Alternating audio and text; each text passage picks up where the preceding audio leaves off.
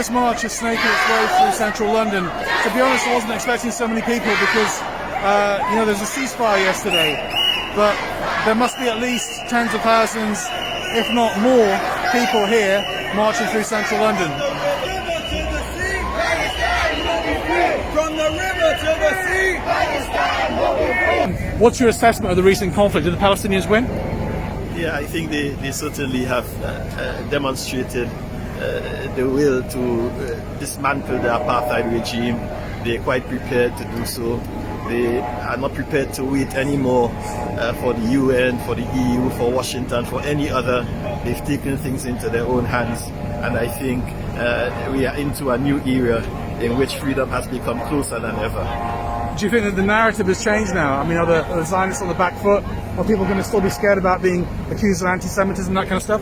I certainly don't think so. Anti-Semitism is not the issue. The issue is apartheid. The world has realized this. Even in Washington, in Congress, people are discussing apartheid in Israel today. The racism has gone beyond the limits, and it's no more bearable for the Palestinian people. So I think anti-Semitism is not something that is on the agenda today. The Palestinians in Sheikh Jarrah showed us and showed the entire world the ugly face, but the real face of occupation. The people of Al-Aqsa and Jerusalem showed us and the entire world the meaning of dignity and of honor. The people of Gaza showed us and showed the entire world the true meaning of resilience, courage, and sacrifice. The second message is that whilst today we feel jubilant, we feel uplifted by what the Palestinians did and what they showed the world, this is not the time to stop. Let's not be under any illusion. The occupation still stands. Gaza is still under siege, and the Israeli state is continuing with its inhumane, brutal war crimes every single day. My dear brothers and sisters, we cannot rest, and we mustn't rest because the Palestinians cannot rest. We mustn't let up because the Palestinians will not and cannot let up.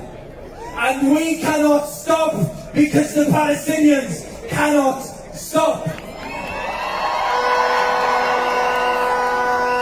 And the third and final message to Boris Johnson and his government, and to virtually every single party that sits in Parliament.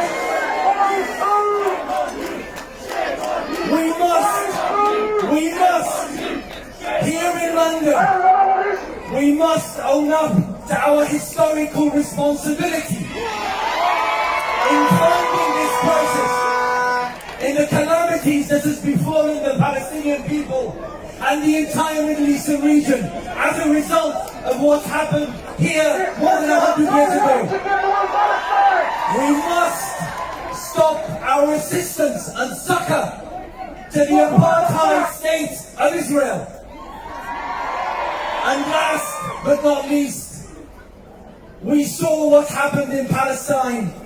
We saw who stood up for the brutality and crimes of the Israelis. It is churlish and immature of the British government to disengage and not talk to the real people on the ground who are leading the Palestinian people. Every single Palestinian faction, including the resistance, represents Palestine and the Palestinian struggle, and they must re-enter into the political fold. Otherwise, we here in Britain, the British government and the entire world will be deemed absolutely irrelevant. Free, free! We welcome the ceasefire, but let us be clear. This will not stop the persecution, oppression and injustice the Palestinians face on a daily basis. The oppression did not start just 2 weeks ago with attacks on worshippers at the Al-Aqsa Mosque or even in the enforced evictions at Sheikh Jarrah. The persecution, oppression and injustice that Palestinians face has been going on unopposed for decades at the hands of an Israeli government that places Palestinian children in military detention and puts Palestinians on unfair trials in military courts, continues to impose a long, brutal siege of Gaza, carries out indiscriminate attacks against Palestinians and continues, particularly under this right-wing Netanyahu government to accelerate the illegal annexation of Palestine through the building of illegal settlements and forced evictions of Palestinians. But I'll tell you something, and they don't like hearing it. Every time they bomb Gaza, every time they attack Jerusalem, that is what creates anti-Semitism. Stop it! Stop the occupation! Stop the bombings! And the casual anti-Semitism will soon disappear. Not since 1936 have we seen the divided and dispossessed Palestinians rise up with the unity they've shown in the last few weeks. This is not a new violence. The Palestinians have faced dispossession since 1917 and it began right here in London. And right now, we in London are saying we are not going to be silenced. Congratulations to you all for the defeat of the occupation forces from Gaza without achieving any of its goals, except for the destruction and killing of civilians and the demolition of homes and residential buildings, factories, health centers and even streets. I thank you all for your contribution in keeping the morale of our people in Palestine high as they continue their success against illegal occupation. As a Palestinian, dear brothers, sisters, comrades, and as one of the organizers of this great demonstration, I sincerely thank you for your support. I also send my condolences to all those families who've lost loved ones in Gaza, all those parents who've lost their children. Let's make this absolutely clear. This was a war crime. This conflict was initiated by Netanyahu in order to preserve his power, but also to keep him out of prison.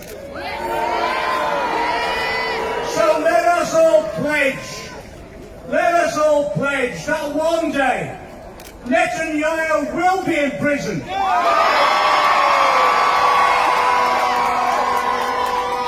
It will not be for corruption. It will be for the war crimes perpetrated on the Palestinian people.